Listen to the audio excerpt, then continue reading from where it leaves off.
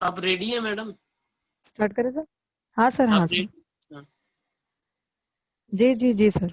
हाँ, ठीक है। सर बच्चों को स्टार्ट करें म्यूट कर सर? दीजिए एक बार सबको, एक मिनट। हाँ, विजय सर म्यूट ऑल कीजिए, पार्टिसिपेट में हाँ जाएंगे ना, नीचे म्यूट ऑल है। हाँ, कर दिया सर।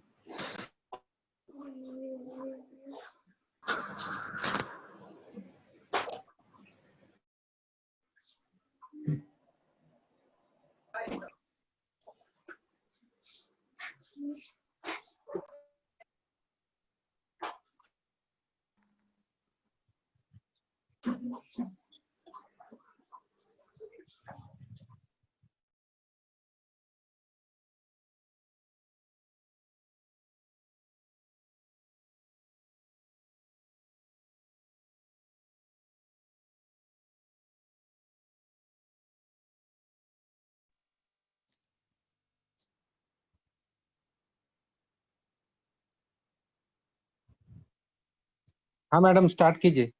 जी सर। Good morning students.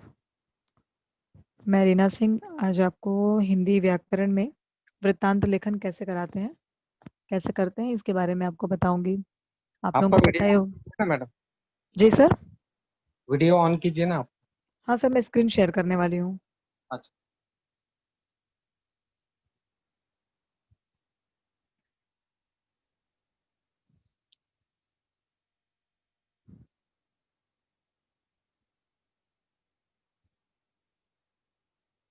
तो बच्चों, मैं वृत्तांत लेखन के बारे में आपको आज बताने वाली हूँ। जैसे कि स्क्रीन पे आपको दिख रहा है, पहले वृत्तांत लेखन में ये वृत्तांत लेखन होता क्या है, जो घटनाएं घट चुकी होती हैं, आपने देखी होती हैं, उसके बारे में आपको बताना होता है, आपको लिखना होता है। भूतकाल में घटी हुई घटना। आपको ये पता है कि 10th की बोर्ड की परीक्षा में, 9th में भी आपने देखा होगा कि ये 5 नंबर के लिए ये प्रश्न आता है। अब वृत्तांत लेखन करते समय जो महत्वपूर्ण बातें आपको ध्यान में रखनी है, जो चीजें आपको बहुत ध्यान में रखनी है कि कैसे वृत्तांत लेखन करना है, पहले मैं इसके बारे में आपको बता दूं कि वृत्तांत लेखन लिखते समय पहली बात तो आपको ये ध्यान रखनी है कि वृत्तांत में किसी सत्य घटना का वर्णन किया जाता है, यानी जो रियल घटना होती है, आपने देखी होती है, कहीं पर या आपने सुनी होती है, उन चीजों के बारे में आपको बताना होता है, या आपके स्कूल में, आपके विद्यालय में हुआ हो, आपके परिसर में हुआ हो, तो जो सत्य घटना होती है उसके बारे में ही आपको लिखना होता है। दूसरी बात इसमें जरूरी है कि वृत्तांत में स्थल काल घटना का उल्लेख आवश्यक है। स्थल यानी किस जगह पर हुआ है, काल यानी किस समय पर हुआ है, और घटना यानी जिस घटना के बारे में आप बता रहे हो, इसका उल्लेख होना आवश्यक है। तीसरी बात इसमें यह जरूरी है कि घटना जिस क्रम में घटित हुई है, आपको उसी क्रम में लिखना है। मतलब ये नहीं कि आप घटना लिख रहे हो, जो चीजें बाद में हुई है उसको आप पहले डाल रहे हो, जो पहले हुई है उसे आप बाद में लिख रहे हो, ऐसा नहीं। जो घटना जिस तरह से घटित हुई है, समय के अनुसार, क्रम के अनुसार, उसी क्रम के अनुसार आपको उस घटना का वर्णन वृत्तांत लेखन में करना होता है। इसके बाद अगला पॉइंट है कि वाक्य रचना और भाषा शुद्ध होनी चाहिए, यानी आपकी उसमें वाक्य रचना और भाषा का प्रयोग जो आप करते हो, जैसे आप हिंदी में लिख रहे हो तो हिंदी भाषा का प्रयोग और वाक्य रचना इतनी शुद्ध होनी चाहिए कि आप जब लिखो तो आपको भी समझ में आए और पढ़ने वाले को भी वो चीज समझ में आए कि आपने क्या, आप उस घटना के बारे में क्या बताना चाहते हो।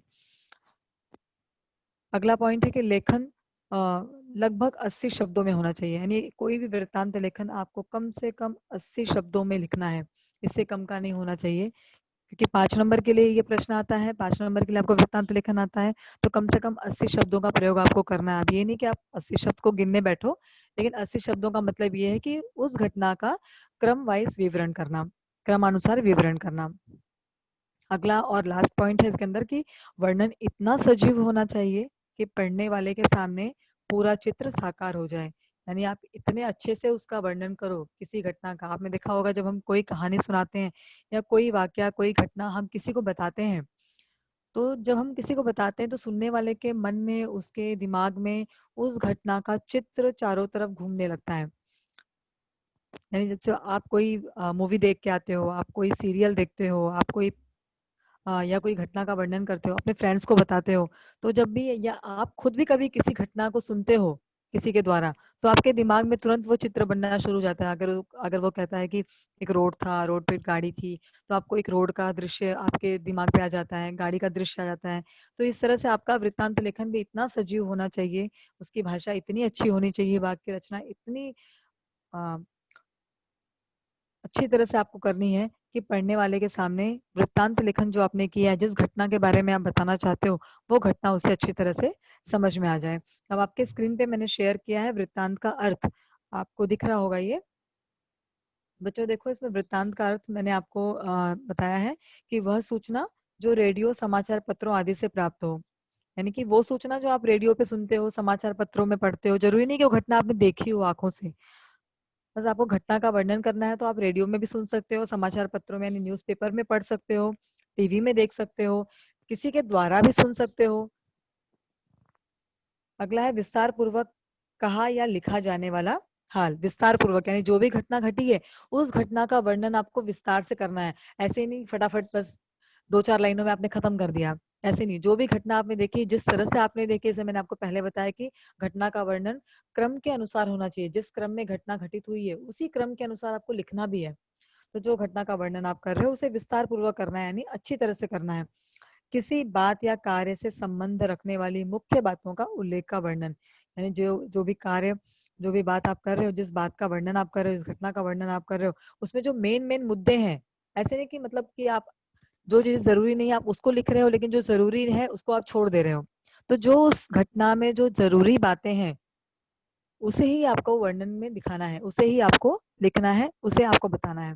क्योंकि ऐसी बहुत सारी बातें होती है जिसका कोई जरूरत नहीं होती है उन बातों को बताने की या उसे कहने की कि मैं खड़ा था, मैंने देखा। और पहली बात तो वृत्तांत लेखन में मैं और मेरा इन शब्दों का प्रयोग होता ही नहीं है। आप जिस घटना का वर्णन करते हो, डायरेक्ट उस स्थल काल घटना के अनुसार उसका वर्णन शुरू होता है, यानी किसी विद्यालय में, किसी परिसर में, आपके मोहल्ले में। इस तरह से मैं, मेरा, इस तरह के शब्दों का उसमें प्रयोग होता ही नहीं है। अगला आप देखेंगे कि वृत्तांत लेखन में किन चीजों पे ज्यादा जोर दिया जाता है, किन शब्दों पे बहुत जोर होता है। मैंने यहाँ पे आपको दिखाया है कि कौन, कैसे, किसका, क्यों, क्या, कहाँ और कितना, इन सारे शब्दों पर इसमें जोर होता है। यानी कि इन शब्दों के प्रयोग के माध्यम से, इन शब्दों के माध्यम से, इसके उत्तर के माध्यम से आपको वृत्तांत लेखन जो है वो करना है। अब जब वृत्तांत लेखन आप लिखते हो तो आपको किन बातों का ध्यान रखना है। हम किसी घटना का जब भी वर्णन करते हैं तो उस समय हमें किस बात का ध्यान रखना है, क्योंकि जब हम कोई घटना का वर्णन अपने दोस्तों से करते हैं, अपनी सहेलियों से करते हैं, तो हमारे बोलने का तरीका अलग हो जाता है। लेकिन जब उसी घटना का वर्णन हम अपने शिक्षकों से करते हैं या अपने बड़ों से करते हैं, अपने माता पिता से करते हैं, घर के किसी अन्य बड़ों से करते हैं, तो हमारे बोलने का तरीका अलग हो जाता है। तो कब हम वृत्तांत लेखन जब हम करते हैं तो हमें मेन किन बातों पर ध्यान देना है कि हमारा वृत्तांत लेखन इतना अच्छा हो कि हमें अच्छे नंबर मिले। अगर वृत्तांत लेखन को आप स्थल काल घटना के अनुसार अच्छी तरह से लिखोगे और उसके बाद में आप समापन अच्छी तरह से करते हो, उसका उसका विवरण अच्छी तरह से करते हो, तो आपको इसके अंदर पूरे में से पूरे नंबर मिल जाते हैं आराम से। थोड़ा सा ध्यान देने की जरूरत है, इसमें आपको नंबर पूरे मिलेंगे। तो किन बातों का आप ध्यान रखोगे तो आपका वृत्तांत लेखन बहुत सही और बहुत प्रभावी होगा।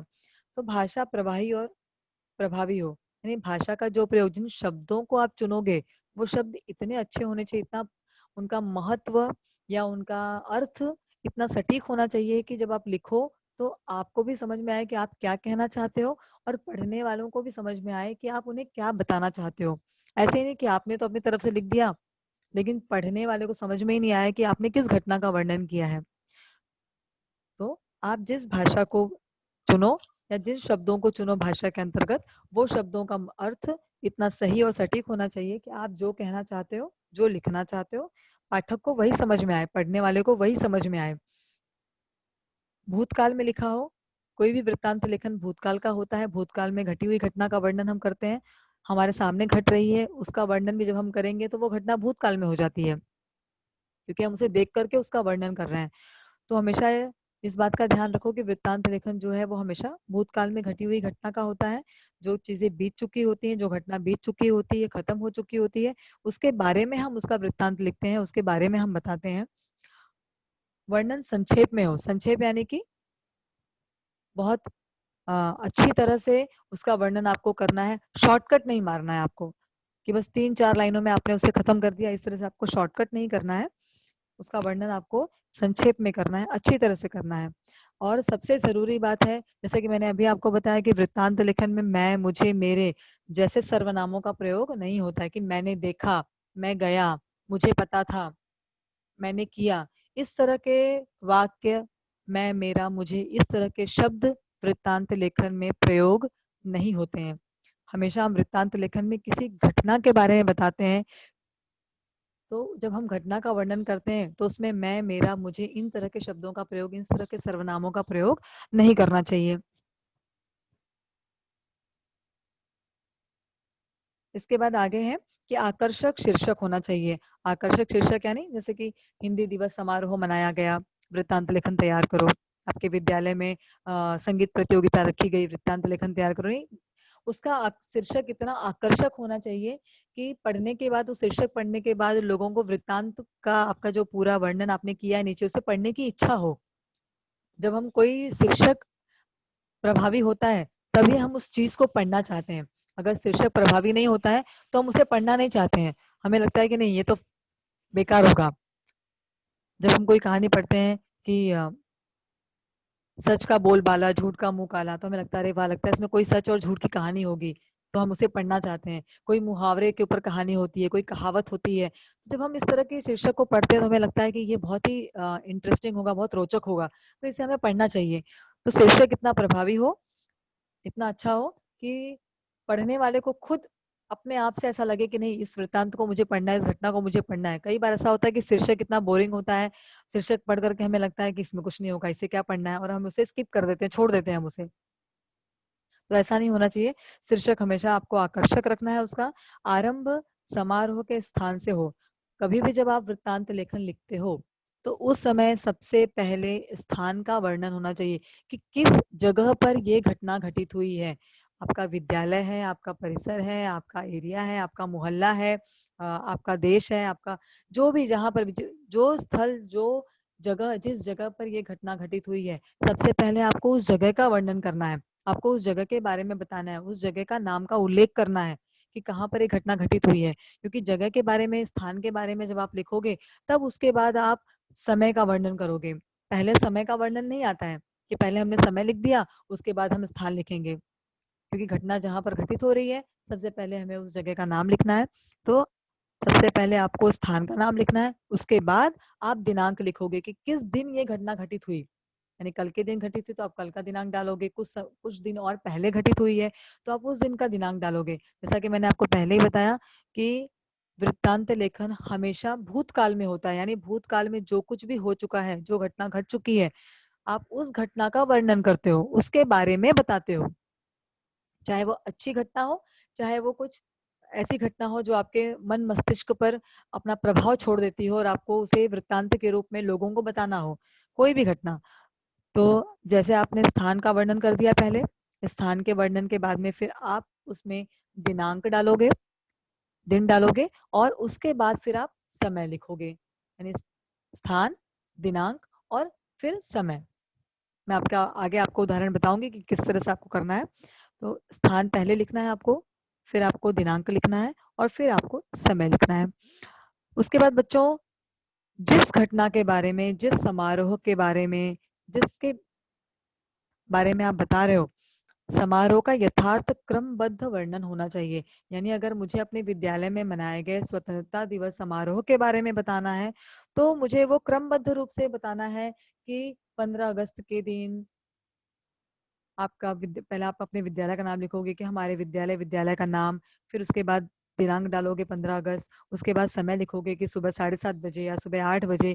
इस तरह से आप उसको शुरू करोगे और उसके बाद क्रमबद्ध, यानी उसके बाद फिर किस तरह से आगे उसकी रूपरेखा बनाओगे कि पहले किसने भाषण दिया, हमारे मुख्य अतिथि कौन थे, किस तरह से प्रोग्राम की तैयारी हुई, कार्यक्रम की तैयारी हुई, और अंत में उसका समापन कैसे हुआ। इसे हम कहते हैं कि क्रमबद्ध वर्णन।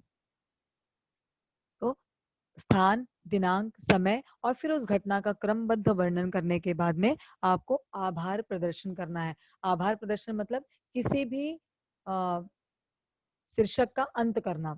उसको समापन करना। तो समापन हमेशा आभार प्रदर्शन से होता है। वृत्तांत लेखन भी जब आप समाप्त करोगे तो जिस व्यक्ति को आपने मुख्य अतिथि बनाया होगा, जिसके या जिससे आपने उसमें मुख्य रूप में लिया होगा, उसका एक आभार प्रदर्शन आपको उसमें डालना होगा। अब मैं आपको एक उदाहरण यहाँ पर मैं आपको दिखा रही हूँ कि एक शानदार हिंदी दिवस जो हम मनाते हैं, तो 14 सितंबर को हिंदी दिवस होता है, आपको पता है। तो हिंदी दिवस हमने मनाया अपने विद्यालय में। तो अगर इस पर आपको एक वृत्तांत लेखन तैयार करना हो, तो मैंने आपको यहाँ पर दिखाया कि उस वृत्तांत लेखन को आप किस तरह से तैयार करोगे। कि 14 सितंबर मुंबई नूतन विद्यालय, ऐसा मैंने आपको पहले कहा कि पहले स्थल आता है, यानी आपको उस जगह का नाम लिखना है। तो मैंने लिखा 14 सितंबर मुंबई नूतन विद्यालय के सभागृह में सुबह 8 बजे हिंदी दिवस का शानदार समारोह संपन्न हुआ। हिंदी दिवस का समारोह हमने संपन्न किया। 10वीं कक्षा के छात्रों ने प्रार्थना से आरंभ करते हुए सबका स्वागत किया। क्योंकि हिंदी दिवस समारोह है, तो हमने 10वीं कक्षा के बच्चों को उसमें मुख्य ये रखा कि 10वीं कक्षा के बच्चों ने प्रार्थना की, प्रार्थना यानी सरस्वती प्रार्थना की। उसके बाद उन्होंने प्रोग्राम को शुरू किया। प्रधानाचार्य जी ने हिंदी का महत्व से सबको अवगत कराते हुए घोषणा की कि इस वर्ष हिंदी में सर्वाधिक अंक प्राप्त करने वाले छात्र को 1000 रुपए का पुरस्कार दिया जाएगा। इस अवसर पर दोहों की प्रतियोगिता का आयोजन किया गया। विजेताओं को पुरस्कार प्रदान किए गए। छात्रों ने हिंदी के नारे लगाए, यानी हिंदी हमारी भाषा है, हिंदी के नारे लगाए। इसके बाद सारे विद्यालय में खुशी भरा वातावरण था। अंत में हिंदी अध्यापिका के धन्यवाद के साथ समारोह समापन हुआ। यानी हिंदी दिवस का हम लोग हिंदी दिवस मना रहे हैं, तो हिंदी दिवस में किस तरह से उस कार्यक्रम को क्रमबद्ध रूप से उसकी रूपरेखा आपने तैयार की। अब इसमें आप और भी डाल सकते हो कि मुख्य अतिथि के रूप में आपने किसे बुलाया, मुख्य अतिथि ने अपना भाषण दिया। आप इसके अंदर और सारे पॉइंट, ये मैंने आपको शॉर्टकट में बताया है, इसके अंदर आप उसको और मुद्दे आपको उसमें ऐड करने पड़ेंगे कि मुख्य अतिथि का भाषण किस तरह से हुआ, हमारे मुख्याध्यापक ने किस तरह से भाषण दिया, बच्चों ने भाषण तैयार किया, बच्चों ने भाषण दिया। और जो प्रतियोगिता का आयोजन हमने किया था, उस प्रतियोगिता के आयोजन में जिन बच्चों को पुरस्कार मिले, उन्हें पुरस्कार मुख्य अतिथि के हाथों से और मुख्याध्यापक के हाथों से दिया गया। इस तरह से अंत में हिंदी शिक्षिका ने आभार प्रदर्शन किया। आभार प्रदर्शन यानी मुख्य अतिथि का, मुख्याध्यापक का, उन सारे बच्चों का जिन्होंने कार्यक्रम को सफल बनाया, उन सबका आभार प्रदर्शन किया। और इस तरह से समारोह जो है वो समापन हुआ, समारोह जो खत्म हुआ। तो वृत्तांत लेखन के लिए आपको मुख्य बातों का ध्यान रखना है कि स्थल काल घटना का वर्णन हो, घटना भूतकाल में हो रही हो, और इसमें समारोह यानी कि अंत में समापन होना चाहिए। और कम से कम इसमें 80 शब्दों का आपको प्रयोग करना है। अब वृत्तांत लेखन के विषय जो आप बोर्ड की परीक्षा में मुख्य रूप से जो विषय आ सकते हैं, यानी अक्सर इन्हीं विषय में से एक विषय आता है आपको, इससे कुछ अलग आपको नहीं आएगा। तो इन विषयों की तैयारी आपको, जो मैंने शीर्षक आपको दे रही हूँ, उस पे आप एक एक वृत्तांत लेखन तैयार कर लो। स्थल काल घटना आपकी होगी। आप अपना विद्यालय चुन सकते हो, जैसा कि मैंने आपको बताया, अपना परिसर चुन सकते हो, जहाँ आप रहते हो वो मोहल्ले को चुन सकते हो। तो इस तरह से आप दिनांक, जो जिस दिनांक पर इसे मनाया जाता है, जैसे हिंदी दिवस 14 सितंबर को है, तो उस दिनांक का वर्णन आप करो और इस तरह से आप वृत्तांत लेखन तैयार करो और इसे अपनी नोटबुक में आप लिख लेना। तो वृत्तांत लेखन के विषय कौन से हो सकते हैं, मुख्य विषय जो कि अक्सर बोर्ड की परीक्षा में पूछे जाते हैं: हिंदी दिवस, शिक्षक दिवस, वाचन प्रेरणा दिवस, शहीद दिवस, विज्ञान दिवस, बाल दिवस, वन महोत्सव और क्रीड़ा महोत्सव। ये जो है मेन जो शीर्षक है जिसके ऊपर आपको वृत्तांत लेखन अक्सर बोर्ड की परीक्षा में लिखने के लिए आता है। ये सारे टॉपिक को अगर आप रेडी कर लोगे बच्चों, तो बहुत बढ़िया वृत्तांत लेखन आपका तैयार हो जाएगा।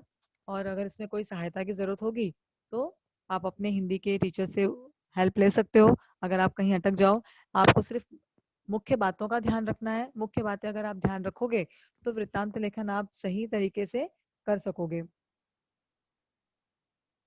जैसे कि मैंने आपको बता दिया कि महत्वपूर्ण बातें आपको कौन सी ध्यान रखनी है। मैं फिर से एक बार रिपीट कर रही हूँ कि वृत्तांत लेखन में हमेशा सत्य घटना का वर्णन होता है। जैसे कि मैंने आपको जो जो टॉपिक बताया कि इस टॉपिक पर आपको वृत्तांत लेखन आने वाला है या आएगा या आ सकता है, तो वो टॉपिक हमेशा सत्य घटना है। आप हिंदी दिवस मनाते हो, आप शिक्षक दिवस मनाते हो, आप स्वतंत्रता दिवस मनाते हो, शहीद दिवस मनाते हो, ठीक है।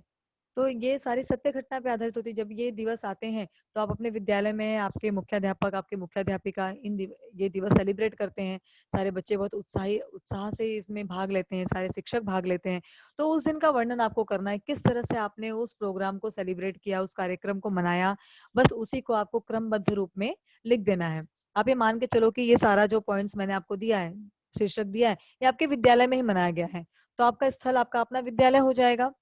दिन, जिस दिन पर हम इसे मनाते हैं, जैसे हिंदी दिवस 14 सितंबर को है, शिक्षक दिवस 5 सितंबर को है, आपको दिन मालूम है, तो उस दिन में दिनांक आपको पता है और समय आपको डालना है कि आपने सुबह 8 बजे शुरू किया, 7:30 बजे शुरू किया, 12 बजे शुरू किया, 11 बजे शुरू किया। आपके हिसाब से है कि आप किस समय उसको शुरू कर सकते हो। तो वृत्तांत में स्थल, काल, घटना का उल्लेख आवश्यक है और उसके बाद घटना जिस क्रम से घटित हुई है, जिस क्रम से, यानी जिस क्रम से मैंने आपको बताया कि पहले आप बच्चों ने प्रोग्राम कार्यक्रम की तैयारी की, मुख्य अतिथि का स्वागत किया, फिर मुख्य अतिथि को हम कह सकते हैं कि पुष्पों की माला दी गई या पुष्प देकर के उनका स्वागत किया गया। फिर सारे मुख्य अतिथि जो हमारे मुख्य अतिथि थे, हमारे मुख्याध्यापक या मुख्याध्यापिका, इन्हें हमने मंच पर आमंत्रित किया। फिर आप एक बच्चे को बोल सकते हो कि हमारे 10वीं कक्षा के एक विद्यार्थी, उसका नाम डाल सकते हो कि इसने सारे कार्यक्रम की रूपरेखा तैयार की। इस तरह से क्रमबद्ध तरीके से आपको उस पूरे कार्यक्रम की रचना लिखनी है। वाक्य रचना बहुत अच्छी होनी चाहिए, भाषा शुद्ध होनी चाहिए और जो भी शब्दों का प्रयोग करो, उन शब्दों का अर्थ लिखते समय आपको भी लगे कि आप जो लिख रहे हो, पाठक को पढ़ते समय भी वही लगना चाहिए कि वो जो पढ़ रहा है, आप जो लिख रहे हो वही वो समझ रहा है। वृत्तांत लेखन 80 शब्दों का कम से कम होना चाहिए।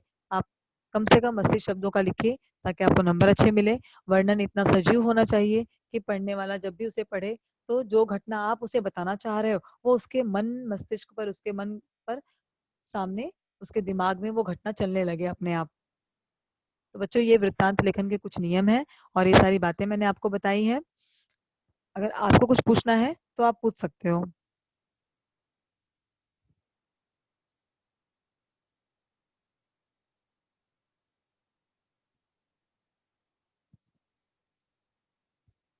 हेलो।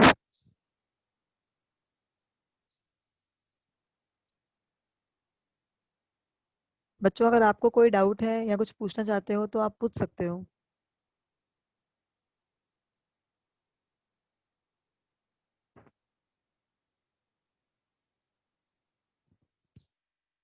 मेरी आवाज आ रही है आप लोगों को?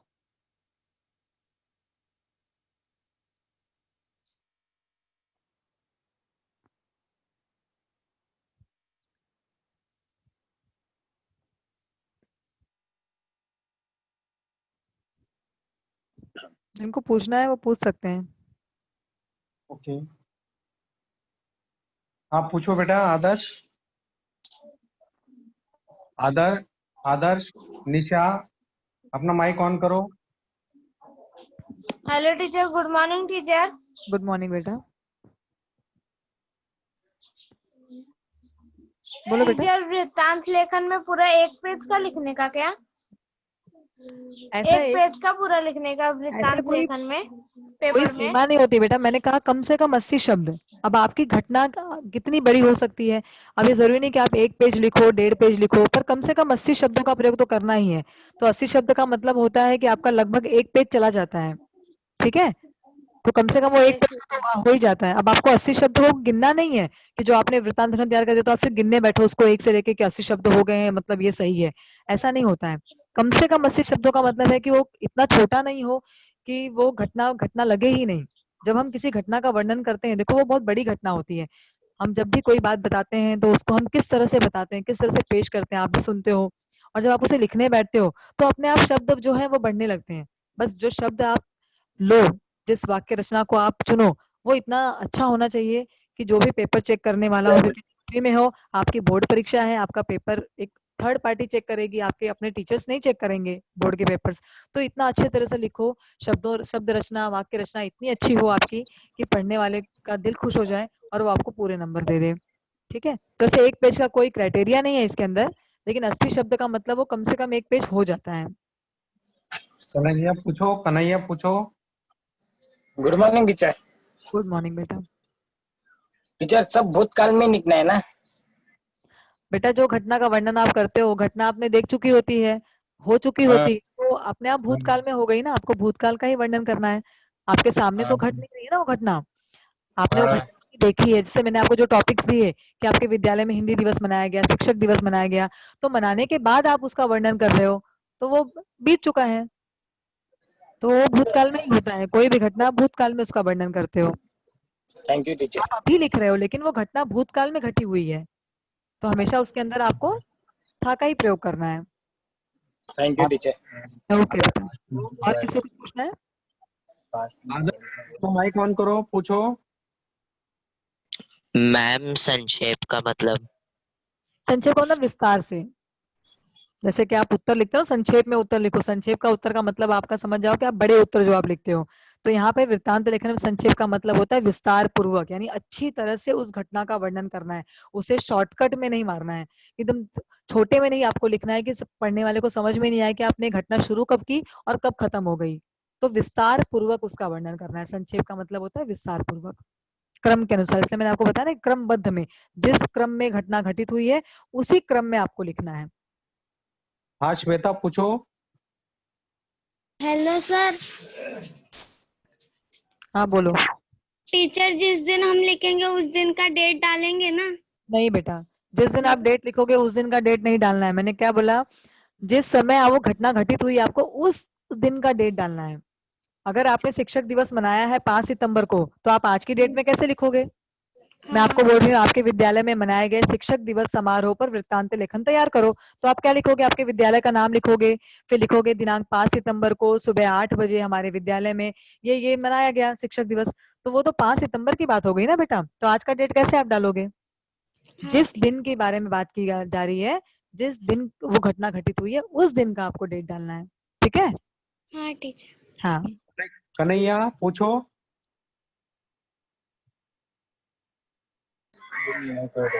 कोई डाउट नहीं सर। ओके ओके, और किसी को Thank you, कुछ sir. पूछना है?